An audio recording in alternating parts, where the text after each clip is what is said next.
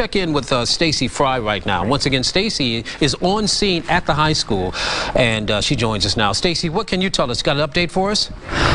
Well, yeah, I can tell you that the helicopter behind me is a state police helicopter, which has just landed. They took off earlier to take some aerial photos of what was going on here around this school. You see this steady flow of students. We're standing in front of the high school, but just across the grass here is Maple Elementary, where parents were told to come pick their kids up. They were bringing them in small groups. As a matter of fact, actually, they were letting the students out one at a time from the high school. Once they had cleared the building, once SWAT had gone all the way through and found out that it was okay for students to be released, they were still letting them out one at a time. They were making sure they didn't have anything in their backpacks or anything else like that, and then bringing them over to Maple Elementary where their parents could pick them up. There was such a traffic jam around here that a lot of parents were just on foot, as you see they are, and this has been going on for a couple of hours. Obviously, people very freaked out by what was happening here.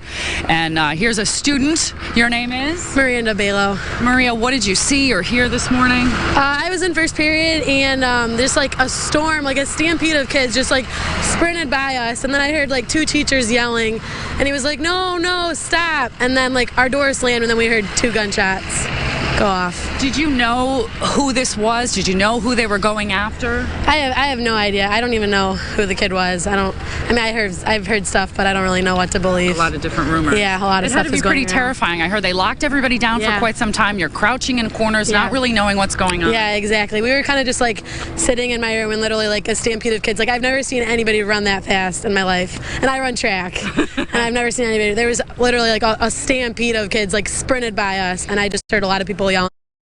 Guns go off. I see you here with your cell phone in your hand. A lot of people are texting, finding out what's going on. My family like across the United States was texting me. Everybody knows. It's crazy. It's just shocking that this would happen here. I mean, we always say you don't expect it. It's Chardon. Nothing like this happened, so this is a big deal. I wonder if we'll have school this week. Now, as a mom, I know you had to be freaking out. Yes, very much so, and very impressed with the way Chardon Schools handled everything. All the correspondence that they sent out to the parents right away, both through telephone, through email, and very impressed with how orderly everything was, and that our kids are safe, and very traumatic, and everything that's going to happen to you and your family or your hometown. I can tell you're still upset, even seeing that she's okay. Yeah, she was wonderful. She kept me informed, and I kept asking her if she was safe and let her know I loved her, and my family's reached out to me, and I'm just very grateful. Everybody gets mad at those cell phones in school, but in a day like this, it really helps for kids to have. Absolutely, but it was terrible trying to get through because just connections and everyone using their phones, so nothing was going through. It was difficult, but it was reverse 911. You got the message this morning from the school saying? Yes. And what'd they say? They just let us know that there was a shooting that had taken place, and that the schools were going to be in lockdown, and that the elementary schools were going to be, if they did arrive on buses, to send the kids home. And what was it like getting over here? I mean, it was a madhouse, the traffic. It was crazy. Police everywhere and helicopters everywhere, and everyone being rerouted and yelling, and it was crazy. Very stressful, but orderly at the same time.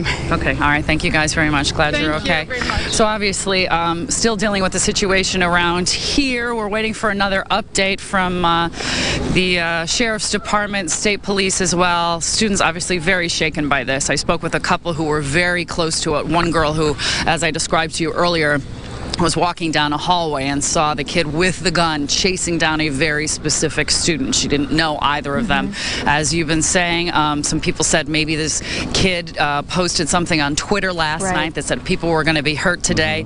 No one ever believes that those things are real. Can we just go back to something you mentioned? I just want to make sure I heard this right.